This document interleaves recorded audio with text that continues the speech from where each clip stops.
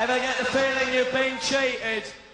Has any of them ever said anything to you? The only one that really did was Sean Penn, who took the time to like write a letter He was the after only one, Team that's America. right. He was that pissed off that he took time after Team America to actually write us a letter.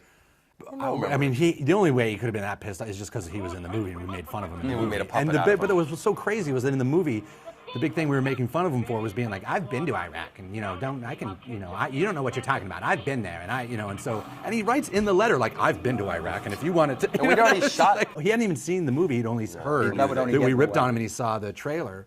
This movie could actually make it so that, and we're like, it's a puppet movie, dude. We're not trying to sway anyone's, we're not trying to sway any elections, and like you are, you know what I mean? And so.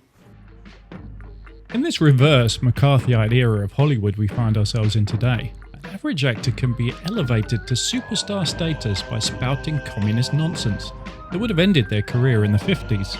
In today's Hollywood, if you aren't a communist nutjob, you'll find yourself on Hollywood's blacklist. While I have a certain sympathy for people who pretend for a living and will be anything you want them to be for a paycheck, I'm pretty sure there's a name for that kind of thing. What makes Penn even worse is he really seems to be a true believer.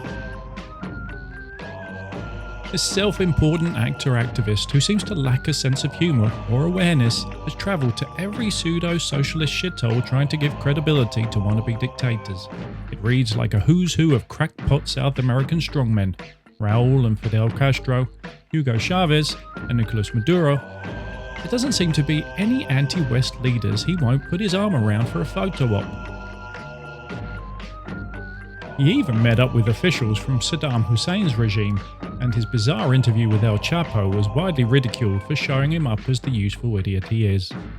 Unfortunately, he doesn't seem to have learned his lesson, and he's still singing the praises of dangerous left-wing presidents. Penn is no titan of the acting world. In fact, some of his performances are embarrassingly bad. He only has a mediocre talent for acting, but he does have charisma. And there's nothing worse than a charismatic man with bad ideas. See Manson, Jim Jones, or Che Guevara. It all starts in fun and games, but usually ends up with a lot of people dead. Why do old white guy left-wing Hollywood types like Polanski, De Niro and Penn, with documented abuse of women, always get a pass? I'm going to say one thing. Fuck Trump.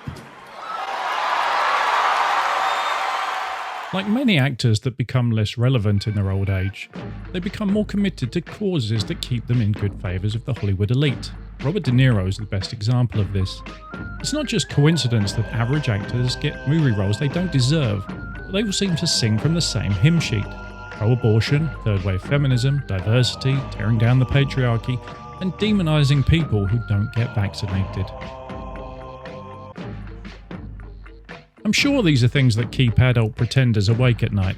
Hollywood actors are nothing more than mouthpieces pushing socialist propaganda for increasingly out-of-touch elites. There is a reason why there are so few good films in the last decade. The message is more important than the entertainment, and with each year that passes, they make themselves increasingly irrelevant. Hollywood needs to get back to making films that entertain, and actors need to shut the hell up. Why don't you get a job, Spicoli? What for? You need money.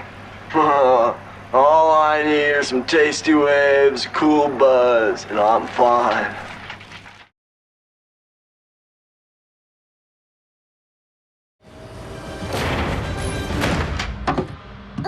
Very impressive, warmongers. Now let's see how Kim Jong-il's Panthers treat you.